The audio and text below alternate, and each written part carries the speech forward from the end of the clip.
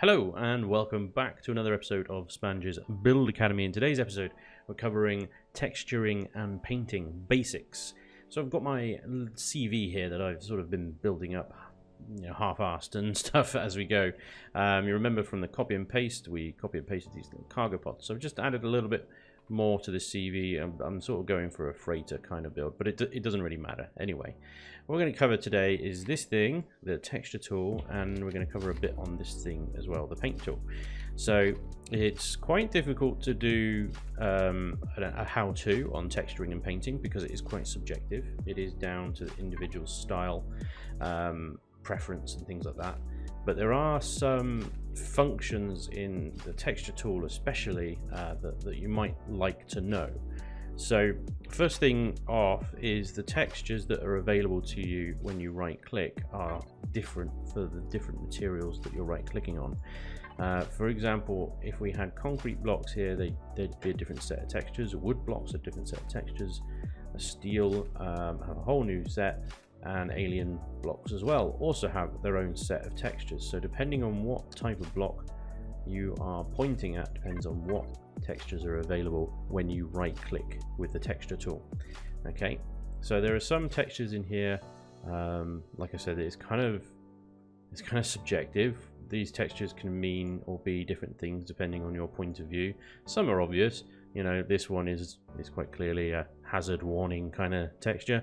This one is clearly a vent of some sort. To me, these two are flooring, cabling over here. So, but it can get sort of muddied. For example, this to me is like electronic server rack type thing. Some people might see this also as a vent. This one to me, for example, is a latched cupboard. And some people might see that as armor plating. So it varies from person to person, but there are all sorts of different textures that you can play with, and the best advice I can give you is to just try them out.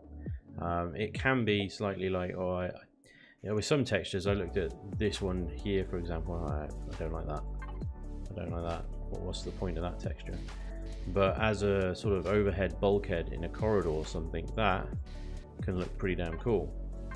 The other thing as well is if you are texturing and you want to return it, right click and select the first empty block on page 1 and it will return it back to its base. Alternatively, if you can find the actual texture that it's supposed to be, in this case it's that one, and then you can change it back to there. So if you want to undo a bit of texturing, you can do it that way. I can just select that, set it back, or alternatively select the one that it is and put it back. Alternatively, again, if you do make a big mess up and you just you can hit the N key over here and press the undo button and it will undo as you keep pressing it, each placement of texture. Now the undo button, I haven't covered that in previous episodes. That actually undoes a hell of a lot. So if you do copy and paste, you can undo that and so on and so forth. Basically, it undoes the last actions that you did. Anyway, the other thing with the texture tool that you should be aware of is there's a symbols icon up here. So you click into that. You got all sorts of symbols you can choose from. Letters and characters, actual symbol-y type things, lines and more hazards and stuff. Don't be afraid to use like the rusty muddy textures and down here as well. They can give a hovercraft and sort of ground vehicles and stuff a real life just by adding a few of these little grassy muddy textures down there. The lines as well are really good for breaking up flat surfaces and giving a little bit more life. There's other buttons as well. If you go back to textures, you've got apply to whole block. So let's do an example of that. If I choose my hazard there, this block here on the corner, in its current setup, I haven't got that ticked, so it'll only apply to the side that I'm pointing at. If I tick that and do the same, it will apply it to that entire block. And then you can just simply undo that like that. You've also got down the bottom here size, small, medium and large. Small is just a single block, medium is a lot, and large is ridiculous. So let's use that undo, there we go. And so there, you know, if you want to paint a whole lot of stuff the same texture, you can use small, medium or large, depending on how much of an impact you want the texture to have. However, if for example you wanted to replace an entire texture with another one, you can use the replace mode. What you need to do is click replace mode, then select the texture that you want to replace it with, and then simply shoot at the texture that you want to change. Apparently those were two different textures there, so I must have done that earlier while I was messing around. But you can see there that the entire ship is now, I can change that to that. So you can very quickly see what a ship looks like with different base textures. Or base, or SV, HV, whatever you're building. It all works on the same things. You can have a sort of rough combat steel look, you can have a worn, deep armor, the sort of bolted salvaged armor thing, or just a sort of more clean and tidy modular armor. You can do anything. You can turn it into one giant vent if I want to, or lots of panels, you know, or one giant. Again, why is that grey and why is that white? Anyway, moving on. So yeah, you can do that. Just be careful when you are using the replace tool. What you might find is that if you are playing around with lots of textures and you've already done some texturing somewhere else, you can end up undoing that texturing somewhere else. So if I take off replace mode, these, before I started messing around, was that texture. And now they're that texture because I'd applied that texture over here and then I'd replaced it. That had obviously captured these elements that were already the texture I was playing with. So just bear that in mind, be careful with it. Again, you can use the undo to go back through quite a way through. There you go, that's when it changed. Quite a way through the changes that you've made. So your replace mode, change that back to that. There we go. So replace mode, quite a lot of fun, but also quite dangerous. Just be careful with it. But yeah, I think you'll find that very useful. The paint tool has a very similar feature in terms of apply to whole block and replace mode. They do the same thing, small, medium, large sizes. But the paint tool is literally, at the moment, just one page of colors available. And that applies regardless of block type as well. So if I wanted to paint this entire thing white, there you go. But now I've got to be careful because I had obviously painted these white here, so if I now change it to pink or red, it changes the stuff that I'd already had white also to red. So again, I'll undo that. So yeah, just be careful with that replace mode because it can really screw you up. But the undo function is there to help you out if that does happen. Just bear in mind that a lot of this is only available in creative mode. In survival, I think you've only got small and medium options. The replace mode doesn't exist, but apply to whole block does.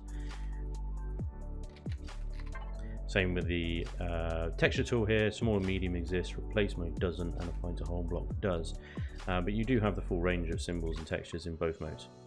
So there we go. That is how the texturing and paint tools work. But what I want to give you a little tutorial on is basic texturing technique as well.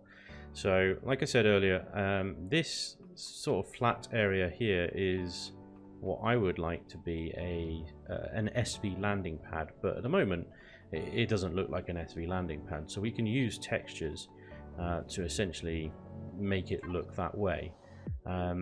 Now if you imagine the purpose of the thing that you're texturing, you don't think about the entire ship all at once. Think about the point that you're texturing at the moment. It might be a bridge, for example. It might be an engine room. It might just be a bit of bulkhead, a corridor, an SV landing pad, docking bay, you know, anything. Just think about that individual thing and then try and imagine what that might look like if you saw it on a TV show or a film, or you know, from a professional artist or something. So in my mind, an SV landing pad would have a very sort of rugged texture material that the SVs would actually land on, but also that it would have some kind of landing light, pilot assistance, so that they could actually see where they're landing. So what I'm going to do is I'm going to use this texture here, which is striped lights, and I'm just going to run this around the outside of this area.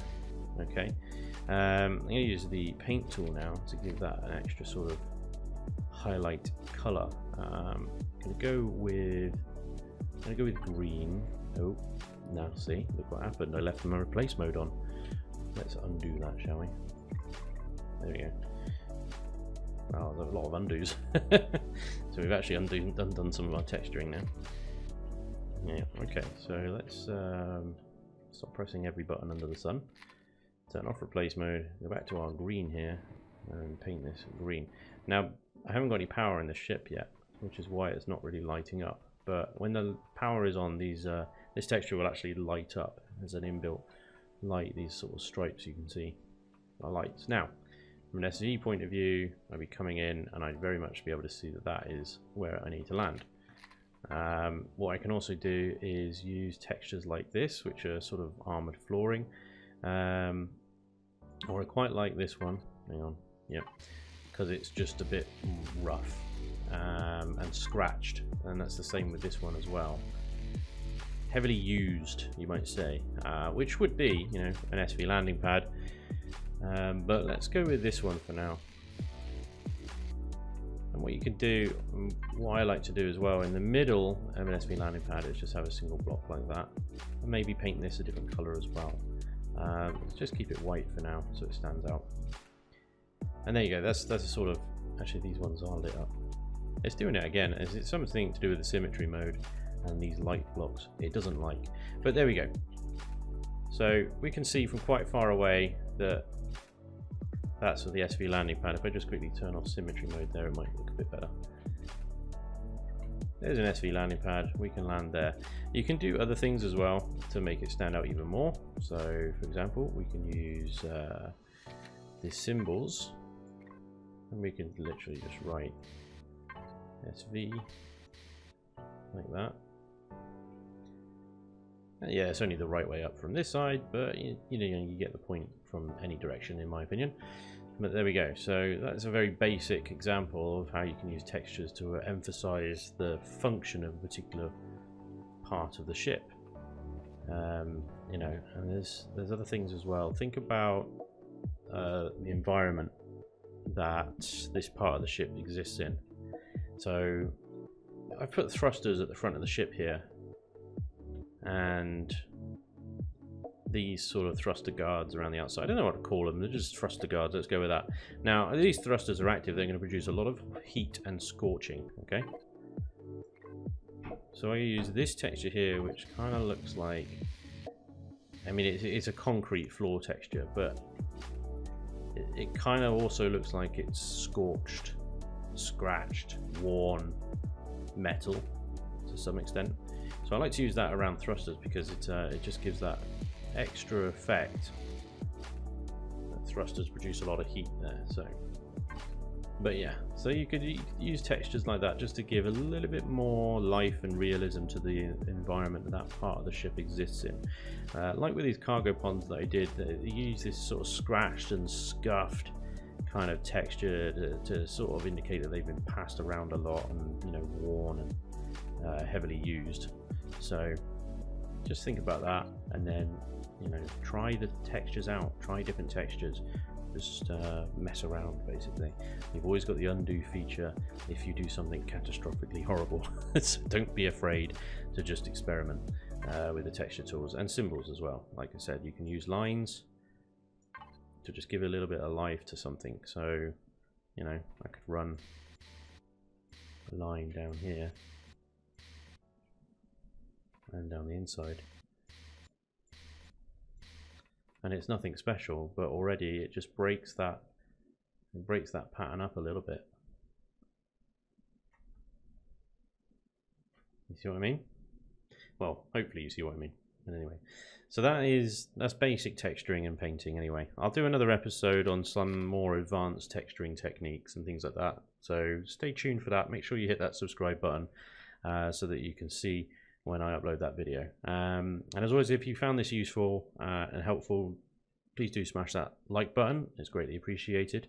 And always welcome feedback down below if you feel like leaving some feedback. But thank you very much for watching. I hope you found this useful, and hopefully I'll see you in the next episode. Until then, take care. Bye bye.